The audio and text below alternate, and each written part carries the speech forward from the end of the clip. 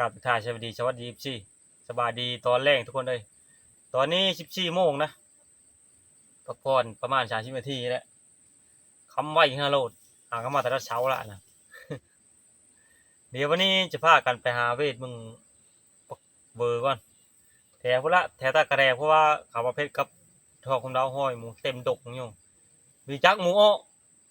ห้อยหมูเต็มบางดงโก้บกบกนะว่ะจักมันอ้อไปทั้งเลยมีจักเดี๋ยวพากันหาเวทลองเบิ่ง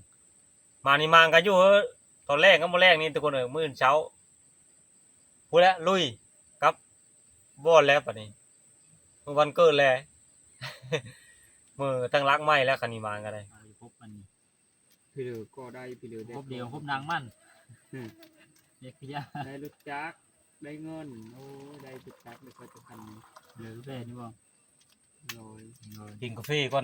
อ้อไปทุกคนเลย เคยได้มันจะเคยได้นี่ชิดองปื้นๆดอก เขาแจ้งว่าบ่ทองแรกเลย เบิ่งจะกินมันเด้ จิ๊กจัก แต่คะแนนมันเผาโลดเขียนอู้เผาโลด โอ้นี่ ขี้กันแนะนำอยู่กาแฟมันเป็นดักโลด อันหมูมารับนี่นะ แม่นหนาวปะโตลมนี้ เห็นหมูกลนพร้อม ฉลาดก่อนสิไปนั่งเป้าอันกระเหาะกินมากนั่นเสร็จแล้ว เห็นมาจันของงอน่ะไปเผาหมูเป็นต้นเอาไปไว้โนลมหนาว น้ำหนาวนั่น เฮาโดนไปน่ะหมูอีดุดโฮก็มีหม้อ มันเป็น ดีแล้วเดือด ตามีชุมต้นดู นี่หมูไม่รู้เป็นนั่นเนาะ เอาแล้วไว้นะเอาบ่ต้มไว้นะ ต้มดอกนี่ไปได้นะเอาไปทนไม่ได้กินกาแฟนะไปกินกาแฟนะมันลิ้นแต่ก็เลยตายไม่ม้อยมันมา ลิ้นเล็กน้อยบ่ตัวยางไก่เลย โมให้เช่น กี่เส้นแล้ววะกี่ต้มไก่แล้วมันอาหารตกท้องล่ะ ยางก็คือบ้าขึ้นมันนี่กับโอ้พวกไก่เลยบ่จะไป ชอบ ไง ก็ชอบมีทั้งโตนะวันนี้นะพากันไปน้ำกันหมด4คนเลยทุกคนเลยอ้ายไป4คนวันนี้นะพูละตาแขงคือว่าหมูเพิ่นเว้าหอยเต็มๆอยู่เอาพากันไปเวทหาลองเบิ่งมันเป็นจังไดหอยลายแท้มันค่อยไปนะเนี่ยมันลืบไปจักมันมาลึกตำหลักนะแดดคักได้มีได้น่าจะแม่นกับเขาเนี่ยพี่พาหมูนี่ค่อยเดานี่มันน่าจะมากินมุกบกคือเก่าเพราะว่าฝนตกลิ้นแหละมันแดดเดี๋ยวนี้นะแดดเลยคักขนาดตอนนี้ไปเลยเนี่ยเดี๋ยวก็ทิ้งหน้าเลยเดี๋ยวอันเดี๋ยวเขาดงนี่ทุกคนเลยเขาไปนั่นเลย3 คนหมูดุดมาละนะฮะดุดมาเลยเก่ามาละหมูตัวใหญ่ทั้งหมดเลย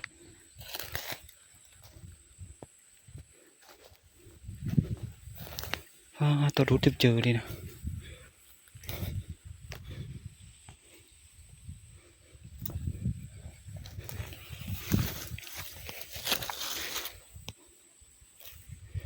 หมูพุดเต็มเลยบุกนี่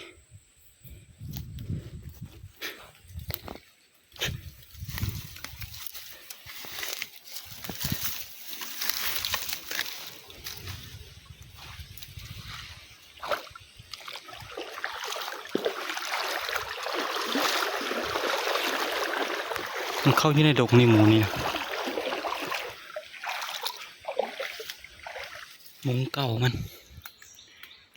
เป็นมัดแถวนี้นะโอ้ยเสียดายแต่ลมทุกคนเลยลมแห้งเลย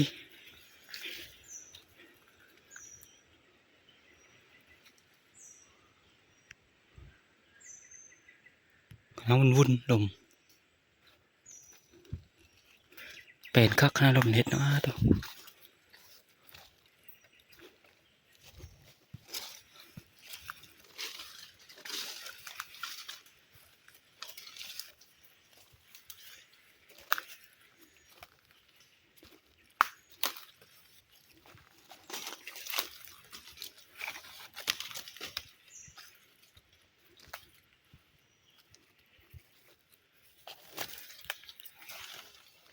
ตอนนี้ทีมงานว่า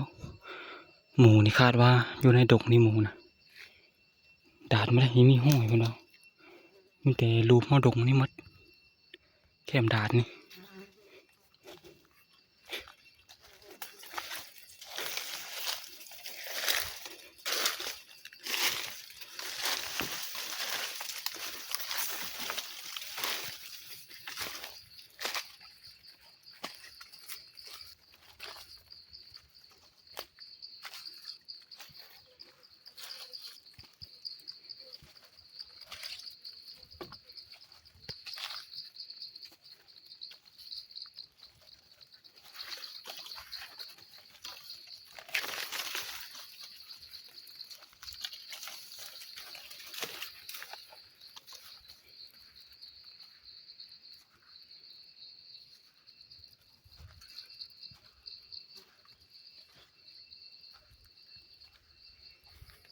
โลเขาดงนี่ทุกคนเลย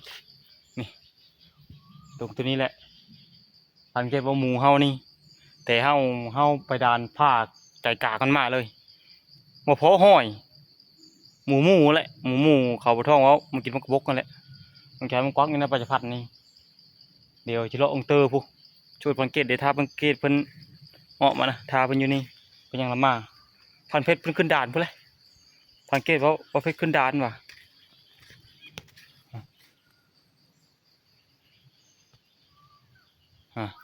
มันก็แช่วแต่ที่ได้มันเนี่ยมันล่มพอกันละล่มมาเรียวรอล่มก็ได้นกคอตัวนี้ มาในเงี้ยมันหอมก็เลยด่านหาเยื่อเห็นเฉย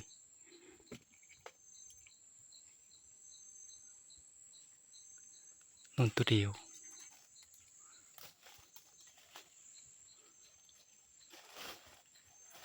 เฮ้ยนนคูเนาะ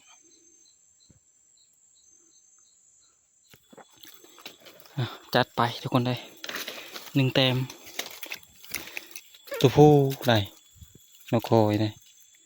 แม่นกคอแม่ได้ช้ำไก่พอเลยใหญ่เติบมันขึ้นนอนผู้เดียวอะปกติมันจับคูเลยยามหนาวนี่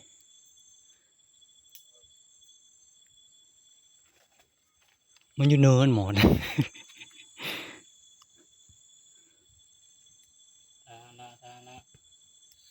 เลาะเกี่ยวมือที่พักปะเนี่ยต่อมือเลยทุกคนเลยปีนหอมลึกลี้ตีนเข่าอะไรก็โอ้โหไปตื่นเลยนั่นคอตะเลียนะเชียงก็เช่นละมือแห้งแล้วทำตัดกองละ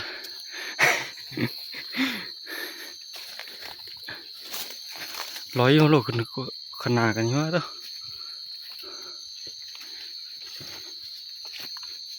ไปพอไปร้อยต่อ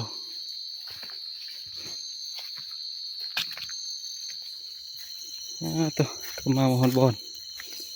ยึกเลยมาไปเลย บ่ได้ยัง มาได้เลย หมอยอยู่ มันเอาละมันเอาไว้ก็ได้ พบใช่ไหมพบเลยเอามาฮอดบ่ เอาเข้ากะมันป้อนกะดีประเภทเป็นนึ่งกับชุกแล้วทุกคนเลยเดี๋ยวจิมนี้จิมาให้กินนะลาบนกข้อที่ได้ยังแหละลาบเอามันมีจริงลาบจริงนั้นล่ะนี่มันได้ก็จำเจียวบ่รอดแล้ว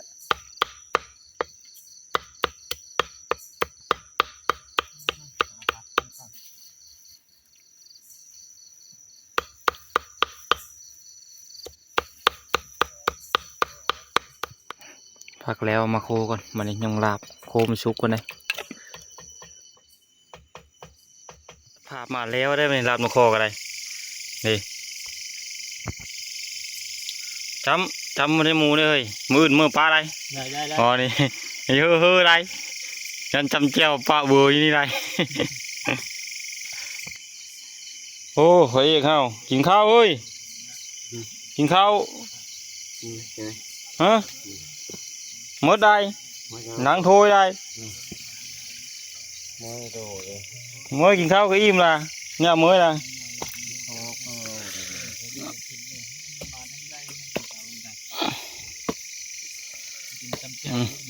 นี่ล่ะปลาอย่างนี้ข้าวส่งทิปดูบ่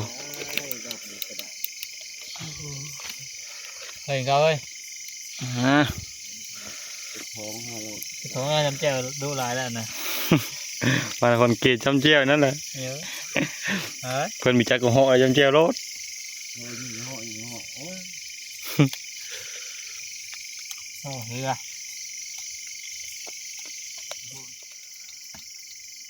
ดูด ขอไปหลายคนพบบ่พบสีหรอก มากินข้าวทุกคนเลยจับมาข้ออาหารดีแน่มื้อนี้หน่อยหนึงยืนจำเจียวได้ยัง นี่ดูว่ามียิงนะ ส่งมาเลย ยังอยู่ได้กินเนี่ยเจอกับปูนึงเลย เจ้าล่ะ เราทงตัวชื่อเงาแล้วจ้ะเขาจะเลี้ยวหมดเงาเนี่ย โยมาหอมหอมเที่ยวยืนกิลอยโย บุคคล เอามานี่กินข้าวกินน้ำอิ่มไปทีมหอยอ่อนแล้วเอากินข้าวกินน้ำอิ่มมันทุกคนเลยมานี่เดี๋ยวพักผ่อนก่อนวันรอดเลยบางทีการหูเมอประมาณ10 โมง11 โมงที่ออกไปจอบนี่โคกบกแค่มานอนนี่ยันหมูเข้ามากินนี่เดี๋ยวจึงได้ก็ถ้าพอเดี๋ยวมื้ออื่นเช้ามื้อนี้บ่ไหวละพักผ่อนก่อนขน้องกินย่อยหากพออาหารอยู่นี่ตั้งแต่มาปวดท้องมันจมเจ็บท้องมียาวิเชาอยู่จำพาเป็นจำเจียวตลอดเลยมาแต่เก่าพากินหมูเลยวันนี้มีได้หมูจำเจียวช่างหมูกับอาชายกับดักมีทำงานก็ถือนกคอยากถือกระเตะกับดักคอยนะ ถือไปนั้นไหนไก่ คอยไปเหตุ หมูมันมีถือเอาตัดภาพมาตอนมื้อเช้าอีกทุกคนเลยนะจังใดก็สบายดี14สบายดีย่ามมื้อเช้าอีกนะต่อเลยทุกคนเลยต่อเมื่อคืนนี้เลยโอ้ยสุดเมื่อยโลดเลยเมื่อวานนี่มาพร้อมเนื้อไปเลย ตอนเช้านี้ลุยโตอีกไปม้อยเบิ่งก็เหาะบาดเลยยาไดม้อยมึงหมูเลยเมื่อยเลยอีฮ้อนหมูนะเจ้าก็เหาะก่อนเดินทางเมืองวันนี้มาชุดนี้ทุกคนเลยมันพ่อเชื่อกระปะกันยังเยอะรอดละเอาจังไรก็รอลุ้นนะทางที่มากก็พากันยังย้ายมาแล้วว่าเจอกุ้งชิมหมานอยู่หากระเหาะนะไปเจ้าโกกระบอกนี้น่าจะได้อยู่กระเหาะมันหลายอยู่เลยหมูที่ย่อมแล้วมาชุดนี้โอ้คนมันหลายมาชุดนี้ทุกคนเลยป่าทั้งเรื่องมีแต่คนทั้งหมดหมูก็เลยมันอยู่ในดกคนพอแต่หอยมัน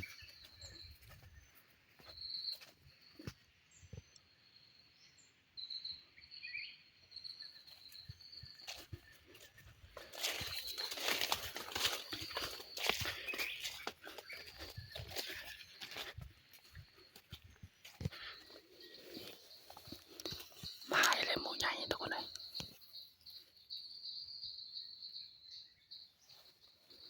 หมูแกงขาดนะไม่จับมาบักใหญ่นะ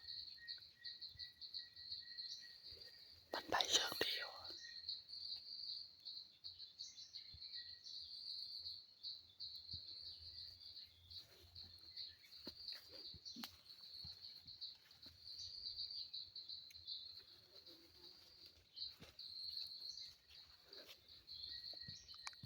หอยเต็มมัดเลย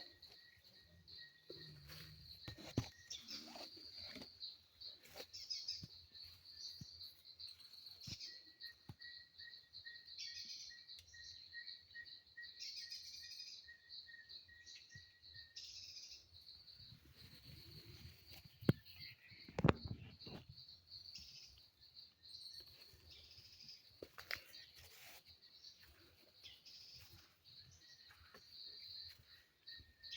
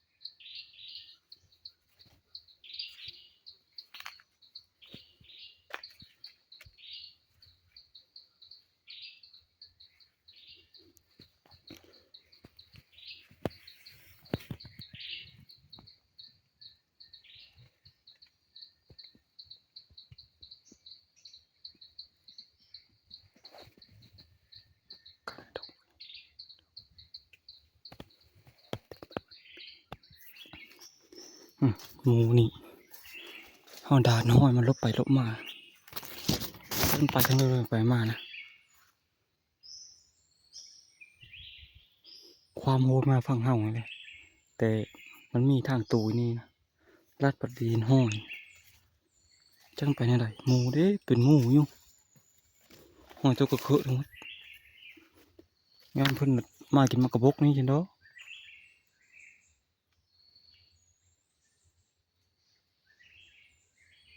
ก็กระบกหมดแถวนี้นะ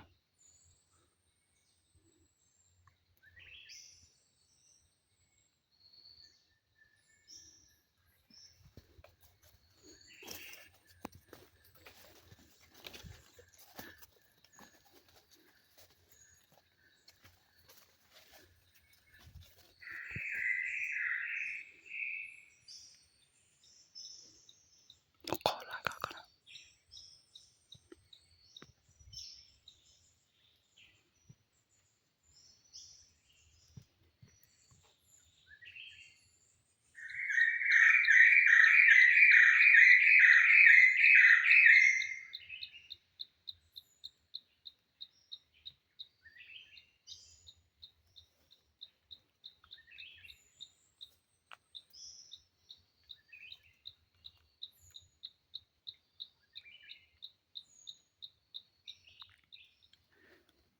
แถวนี้นกขอลายกันนะรถ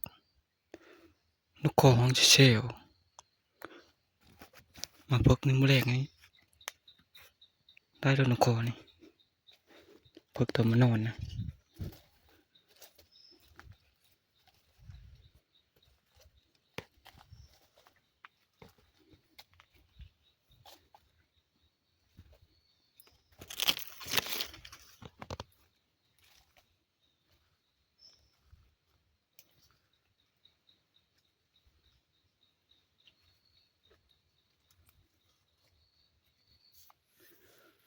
ก็กระบกนี่ก็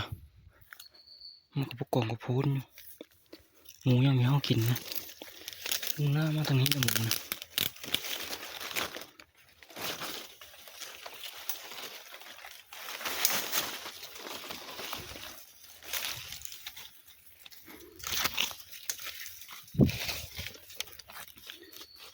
เฮามากินได้ทุกคนเอ้ยโอเคมากินอยู่ฝั่งนี้ดูแตะๆอยู่ป่าเจ้านี่เห็ดมันหมุนอยู่ป่าตัวมากินอยู่ฝั่งนี้เฮ้ยมาเมืองไหนนี่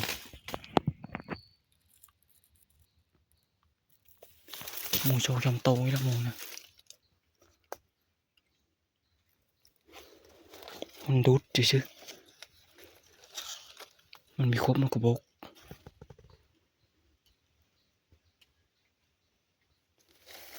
มันอยู่ดงนี่นะหมูนี่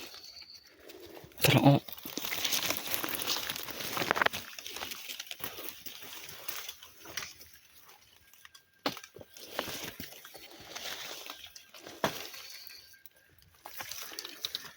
แถวนั้นดูเต็มหมดแปลกมากินมากระบอกเว้ยมีแต่มันดูดหากินอยู่ใช่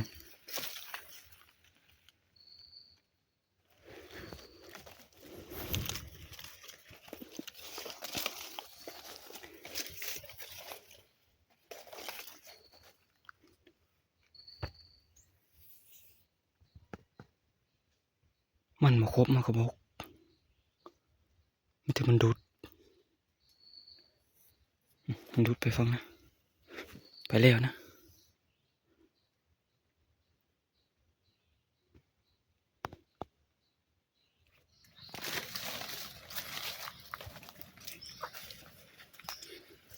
น่ะมันมาเห็ดอยู่นี่หมดนะ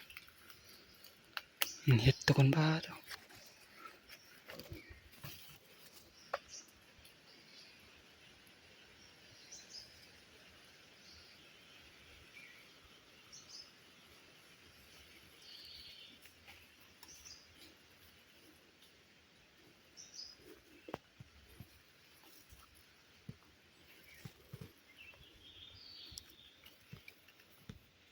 ตัวเก่าตัวใหม่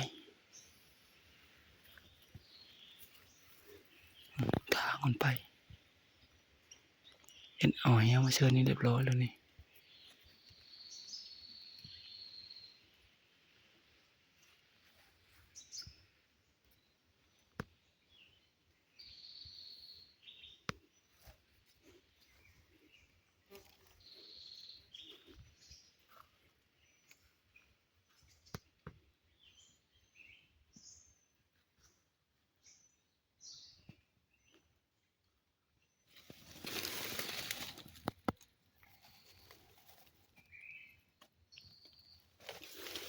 หมูน่าจะเป็น2 ตัวตึงอยู่พี่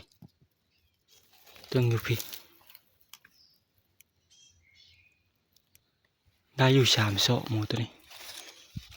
มันมุ่งหน้าไปพุ่นมันใจความทางไปฝั่งนั้นแล้ว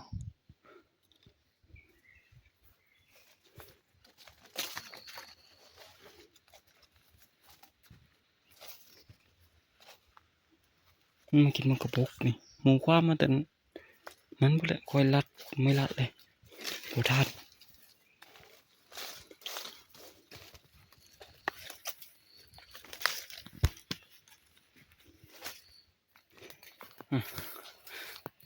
เลาะมือที่พักคือเก่า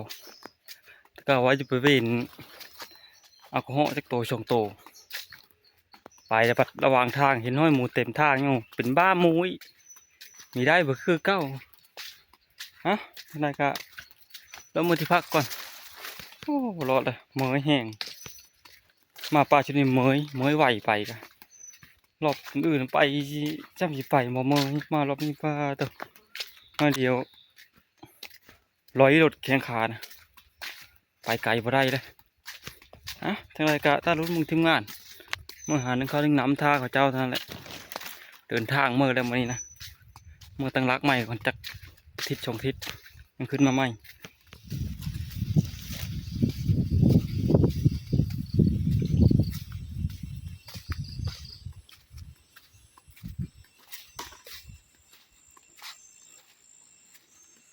เด้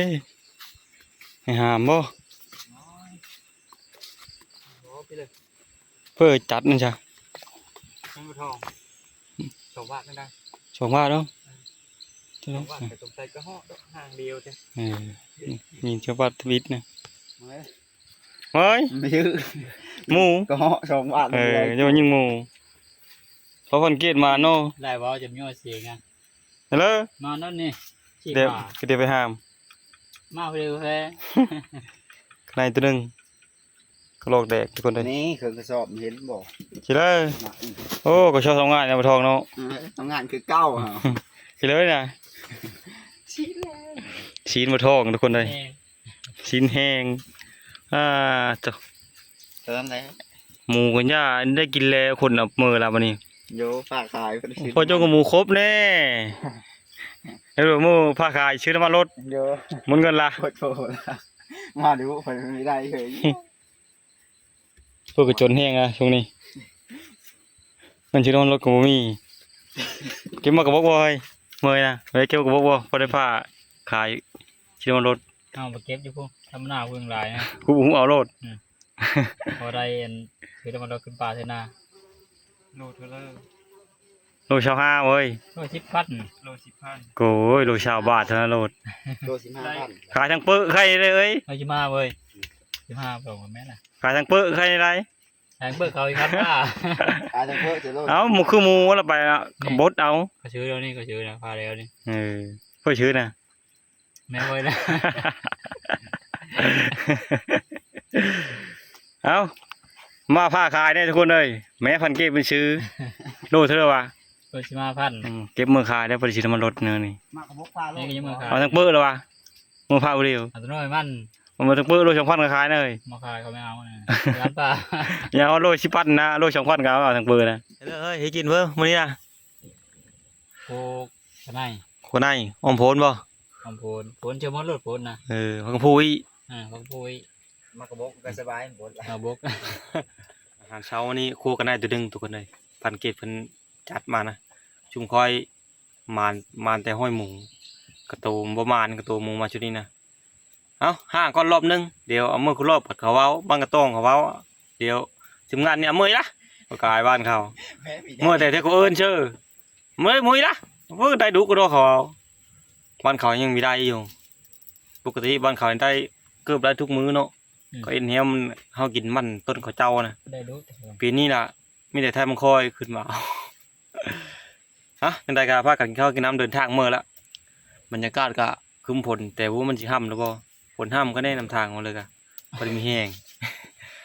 วิดีโอนี้คลิปนี้ก็เอาฝากไว้ที่นี่ก่อนทุกคนเลยเดี๋ยวคลิปหน้าวิดีโอหน้าพอได้ไหมนั่นเลยครับขอบคุณ14ที่มันตามมาการชม